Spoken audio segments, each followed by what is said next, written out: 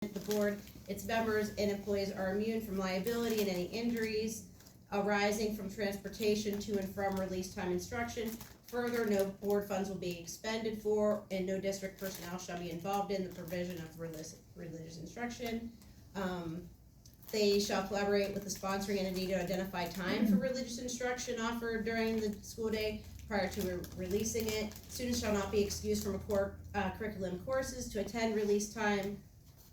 So the board deems all graded courses to be core curriculum, including but not limited to courses that have state-approved learning standards, and staff may not promote or discourage it. But some things that could make it tougher, for instance, this one is, oh gosh, which school is this? I can't tell the logo, it's kind of small, but the parents have to sign consent each semester.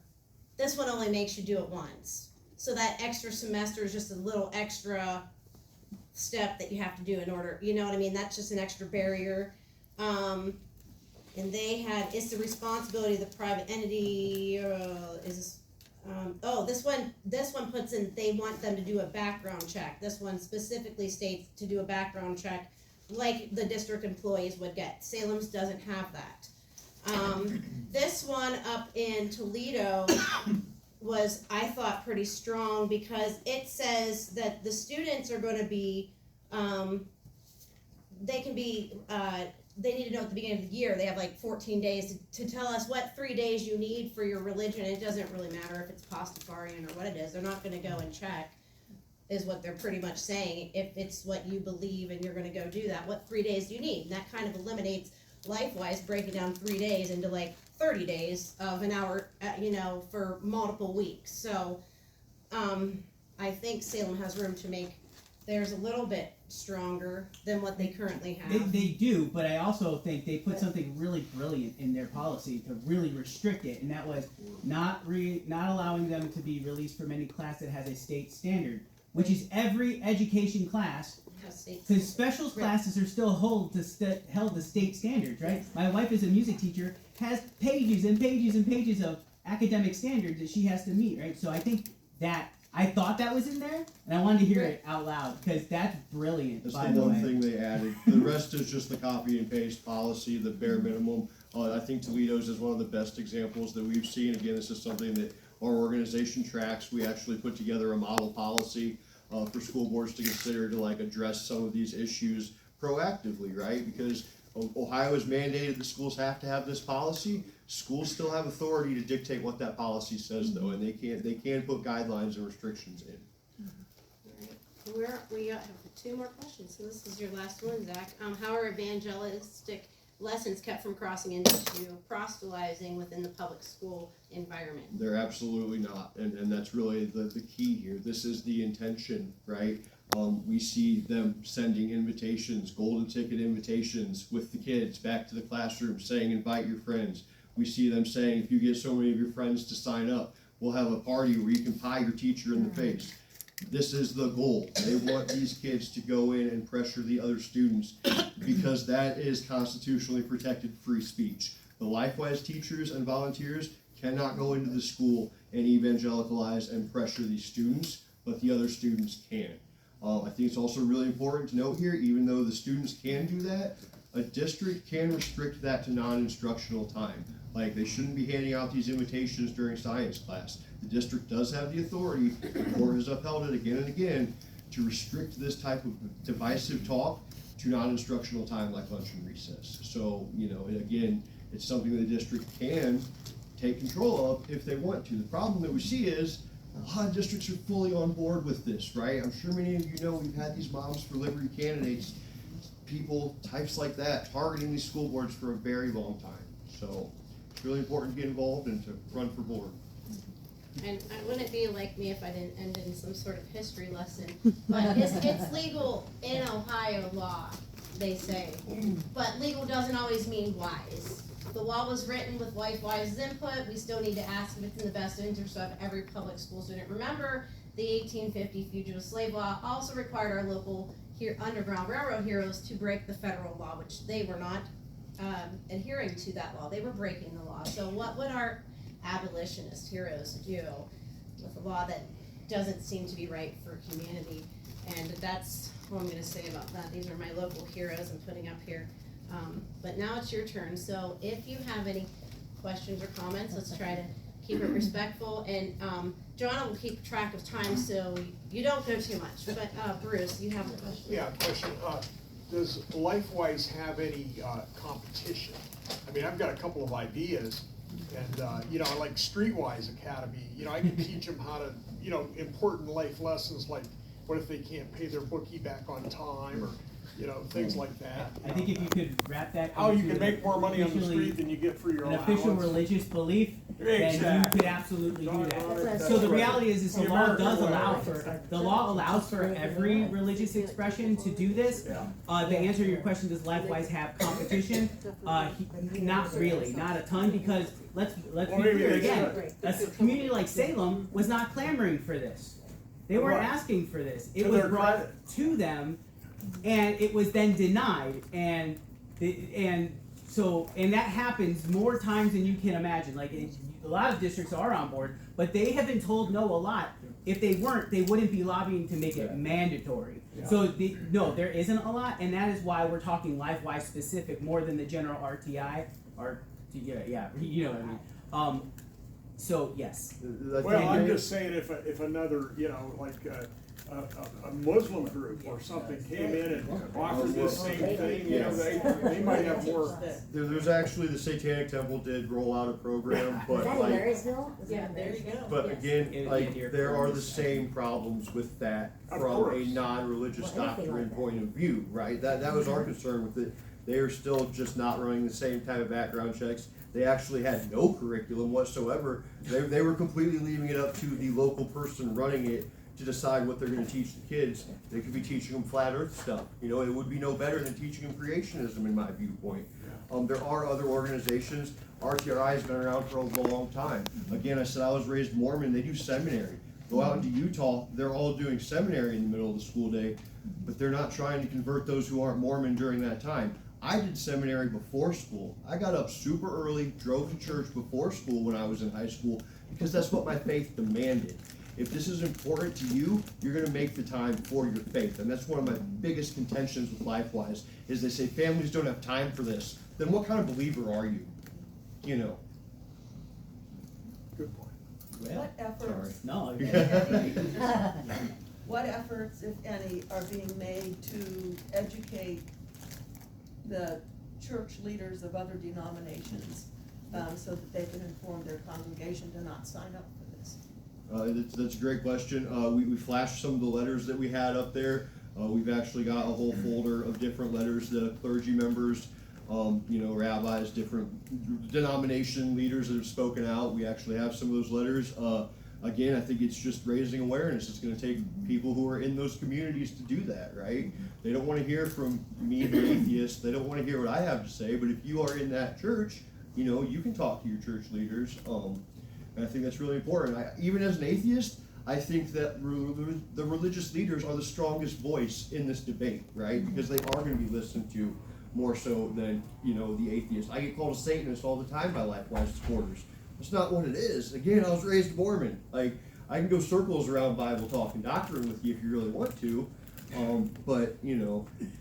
Yeah, and so I can add to that, as a person, as a former local pastor church, or local church pastor, and a person who's, like, my role at Action in Mahoning Valley is as the lead organizer to work with churches to affect social change, right? That's what we do. So I can say that the main way that this is getting out into the among the church leaders is by those of us who are passionate about it, just flat out telling them in our social circles. So really it's word of mouth. There isn't, I don't think, a concerted, like, organized movement at this point of clergy who are out there saying to other clergy, don't do this. It is growing though.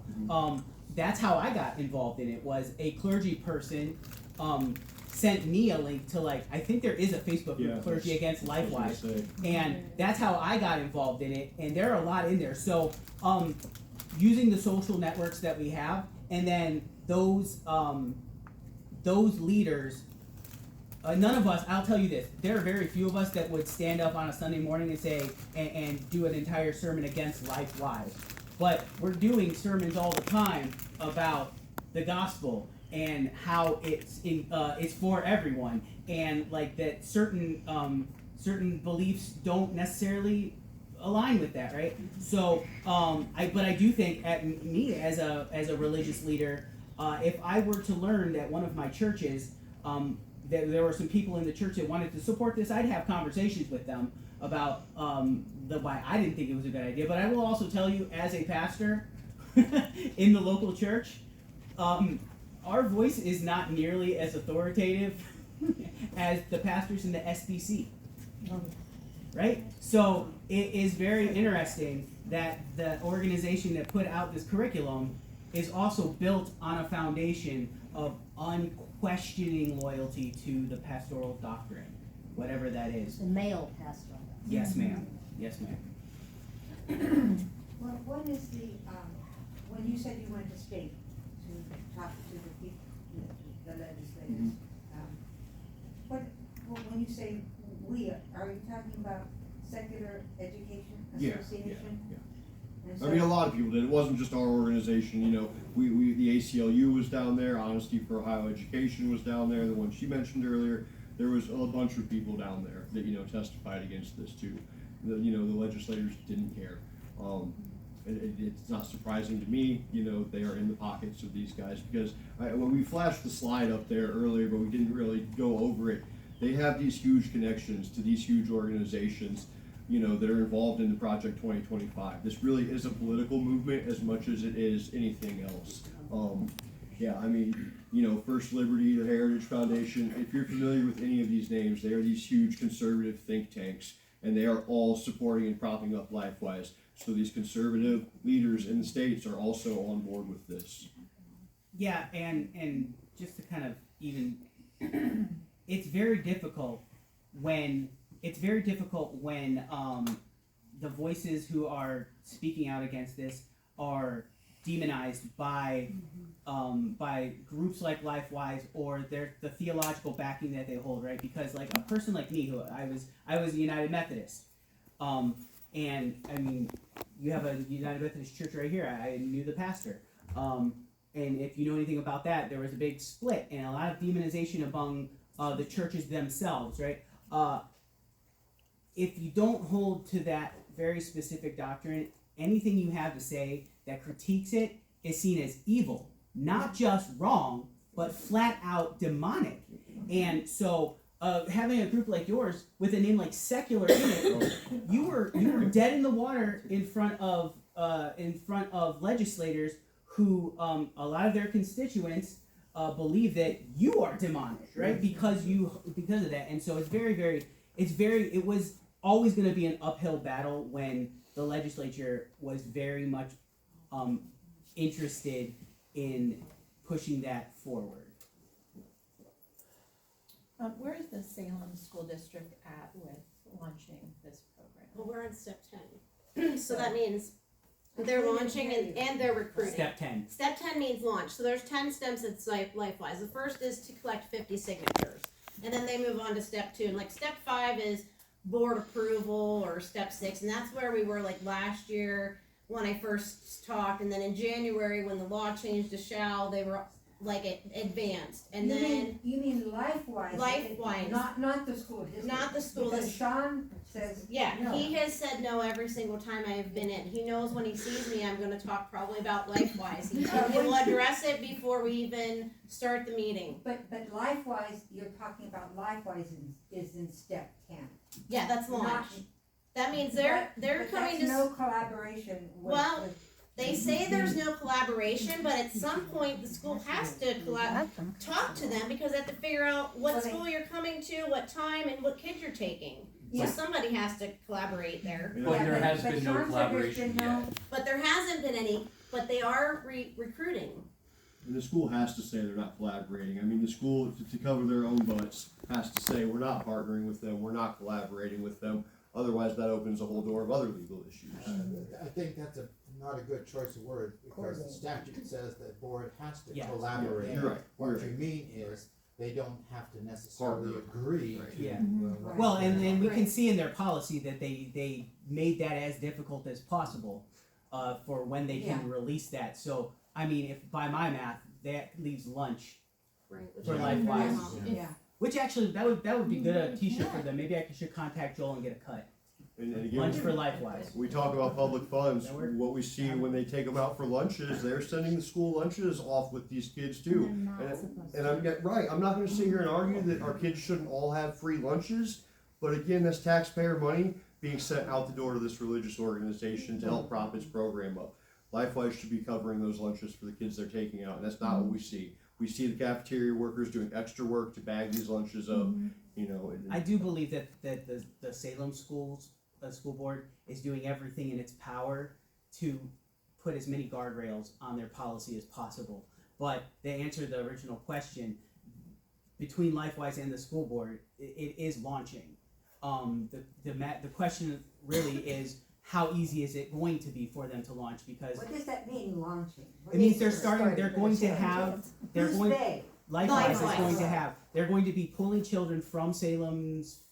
What They grade? have, right now, they're gonna start with the middle schools, 7th and 8th, and then later in the year, 5th and 6th from Southeast. Yeah, they have announced that they will be having their Lifewise sessions this year for those grades. And so You mean they have the parents, they have the, They were, listen, during the nature nurture thing, the Alan Freed thing, there was a Lifewise table in Salem.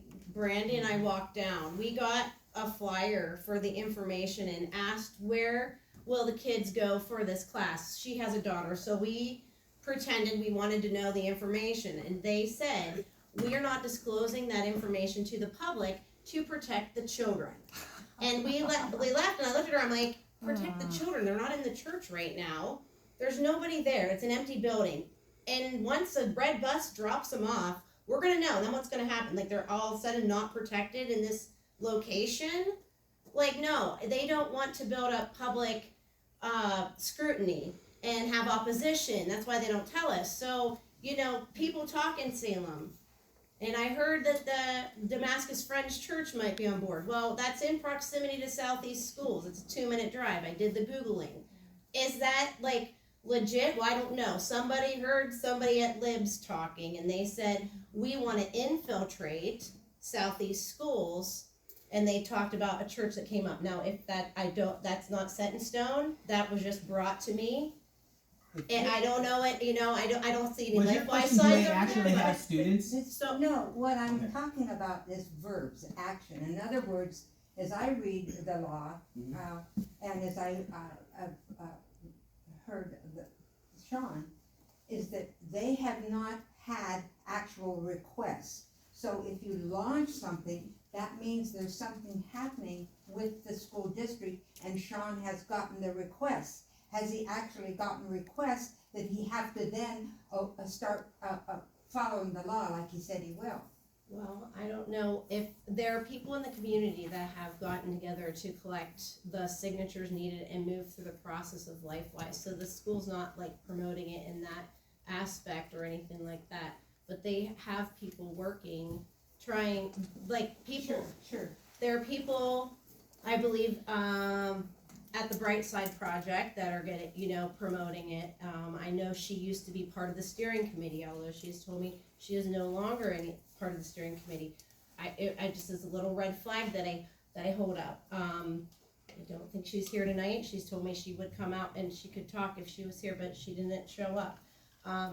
But that's one place that I think is able, they look at community events, they look at events for kids, and that's where they'll show up, and then they'll give you a little rubber chicken or whatever their little goodies are for the children. I mean, that's what I got. I picked up one of the little chickens. But my point is, No, what you are presenting tonight is just very, very valuable, very, very important. It's very powerful. But be careful with the verbs that you use, because you don't want to be caught in it. So nothing is really happening actively. No. Lifewise is using It the is. term of launch. That's their wording, so that's Right. why I know, we're using that. so- Yes, the school board they won't say launch. They'll never say it even when it's happening because that's not their program. I hear what you're Do you see saying. my point? I do see your point. We're just using the language that is being used. I think to answer your question totally honestly, I don't think we'll actually ever know who has requested and who hasn't. And I don't really think that the superintendent is at liberty to say more than But he's saying even that more than he has to take action. true, when- but I don't think he has to admit, especially if he's trying to limit their ability to do it, that there are parents who have asked for this or who have asked that their students be involved in it. I can guarantee you, I would be willing to bet my next year's worth of paychecks that there are parents who have signed their kids up for that for this year. Yep. How are we gonna find that out? Do a records request. That's what I was gonna say. The only way Yeah. you're gonna have the answer to your question is if you do a records request. By to the way, school. I'm unemployed. Like I don't get paid, so don't pay That's what Salem, that's not saying. Call me for my paychecks. I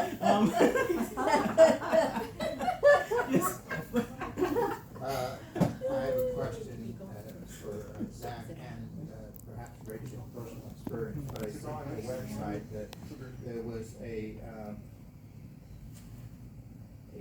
thing about if something goes wrong, as an accident or there's a child that's abused, it appeared to me that the major organization, the national organization, had these strict forms where basically they had to gather all the information even before they went to the police. Mhm, yep. And then they also had to have the parents fill out this 3-page questionnaire that was more like an inquisition, if not even blaming them.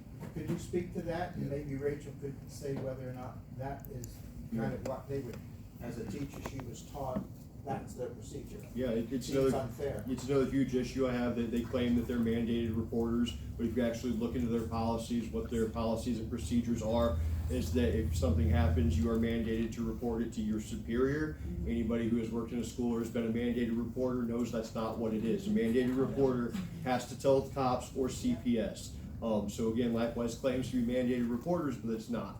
They just have to tell their superior in the organization. And then the other part of that is, yeah, they will try to mitigate this by going to the school and saying, do you have any information on this? And they just try to gather everything before they go to the police, if they go to the police. Again, this is something we've seen time and time again, especially when it comes to sexual abuse. The Southern Baptist Convention specifically, he doesn't want to talk bad about them. I absolutely will. Oh no, I will. That wasn't why I was here. Sure, but they've had these huge scandals of covering up sexual abuse, and it's just something we see time and time again, and it's only a matter of time before we see this happen, unfortunately.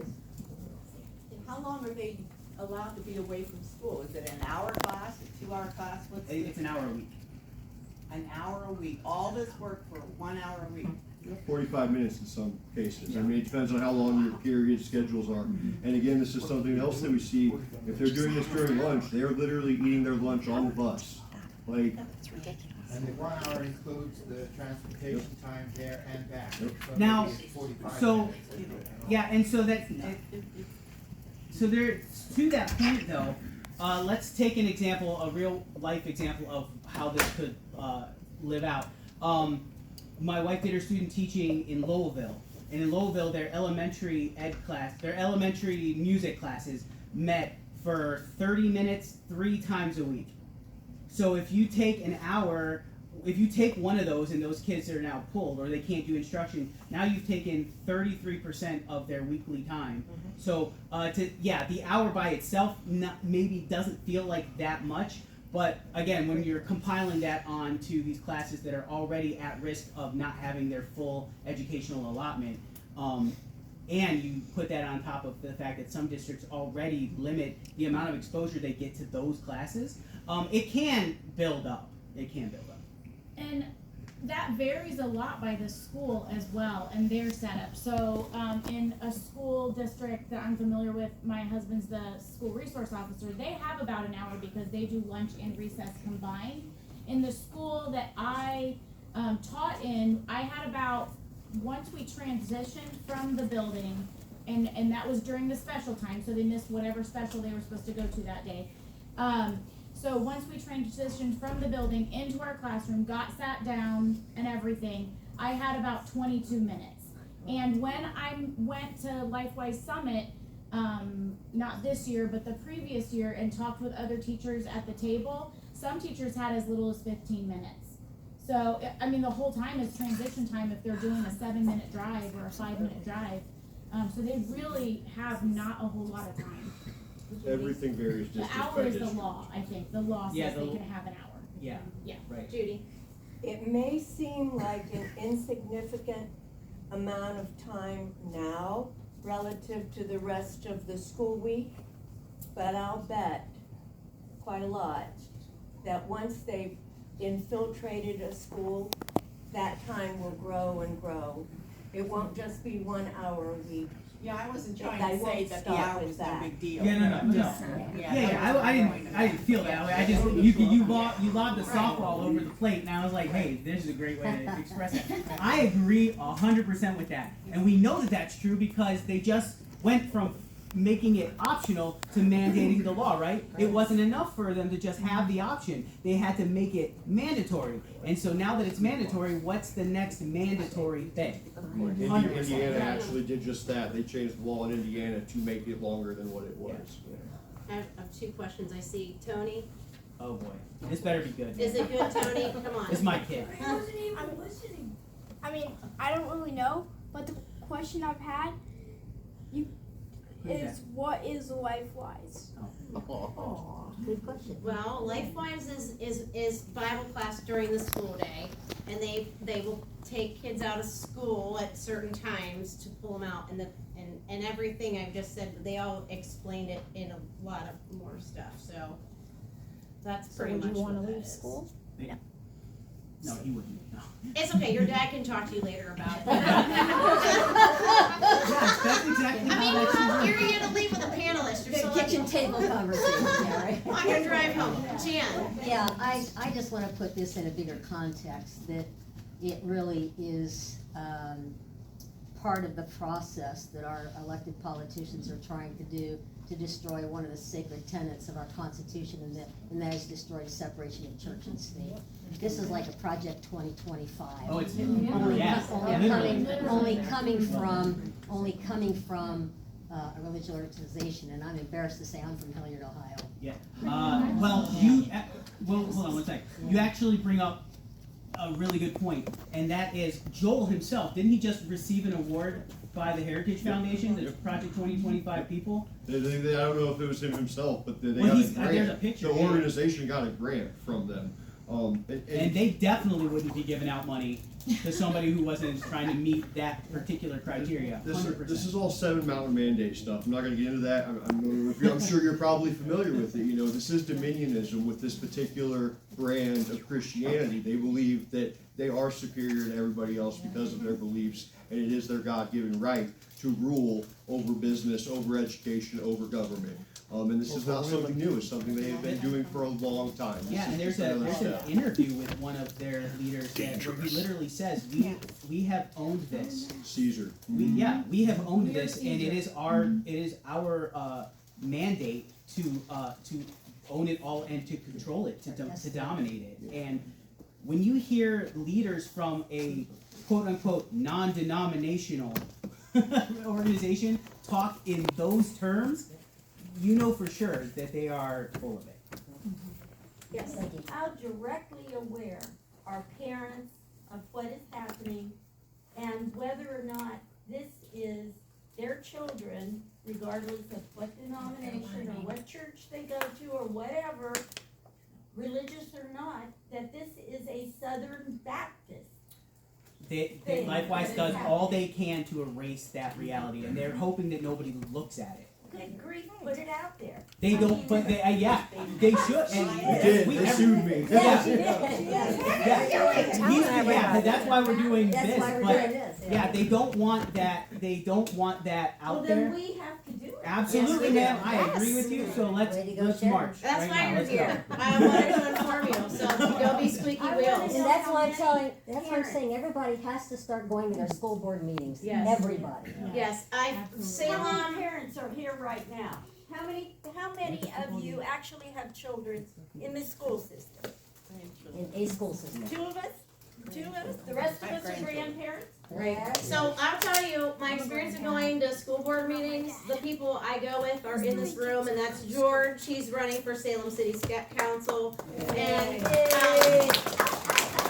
and Brandy, she's my friend, she's the one that made me aware of Lifewise last year, and I dove in and jumped into it. She goes, listen, I had 407 comments on Salem local chat when I said, what do you think about Bible classes coming and taking kids out of the school in Salem? And it was just a question, and I had over 407 comments, and I was like, wow, you Salem chat, we're chatting. The admin said after the school board meeting, and it came out that he didn't want to go forward with it, they said, well, the school's not going forward with this anyway, so we're taking this down because it's political.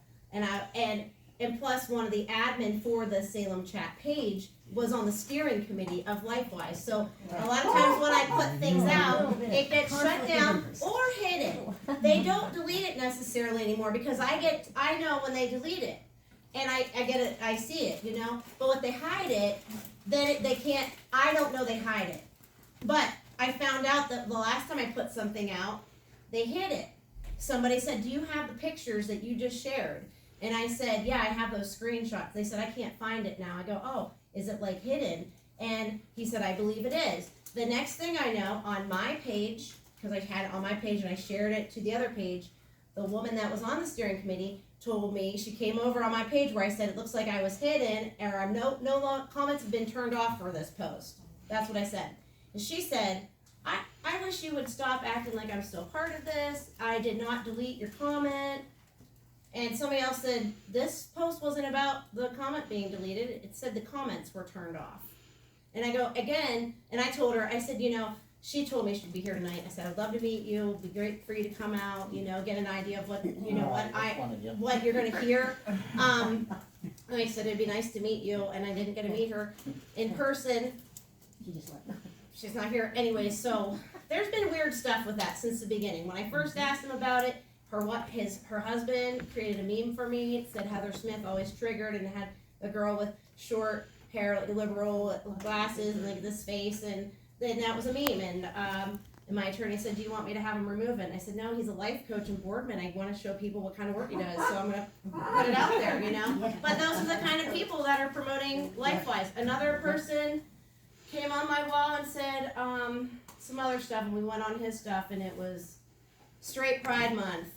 White Pride Month, you know, different things like that. Like, why do we need that in our schools? Where are we trying to, you know, what is that? I just don't even understand how that's loving or anything. So, and we don't have like 5 minutes. I need to respect the Historical Society's time. But you have another question, yes. It's my understanding that some schools have kind of gotten around this by saying the students can't be released for any class that requires a grade. So then that pretty much leaves lunch and recess. Yeah. Right. I think that's the biggest thing they can do. How are those schools that you gave some examples of allowing students to come out of science, social studies, how is that happening? Because they don't care. Is there no way There's to no regulate oversight. that? There is no oversight. The person who should be doing something about this is the Attorney General. And Yost is 100% on board with this program. There is Yeah, when zero they oversight. originally met in Salem in 2023, Husted and Joel Pettin were at the Bright Side Project meeting with them in Salem. And at that point, barely, you could ask people, they didn't know about Lifewise. Still people might not know about it, and that's how they get in, because you don't know about them. And then when you question them, that people are like, well, what do you have against Christians? And I have nothing against Christians. I'm not, you know, a devil worshiper or something like that, you know. I have hearts on me tattooed everywhere. I don't know what else that says, but I Satan mean. did come disguised as an angel of light. No, hell, I might be this guy. If you have questions or comments that you didn't get to ask us, we do have note cards over there. You're welcome to put your question or comment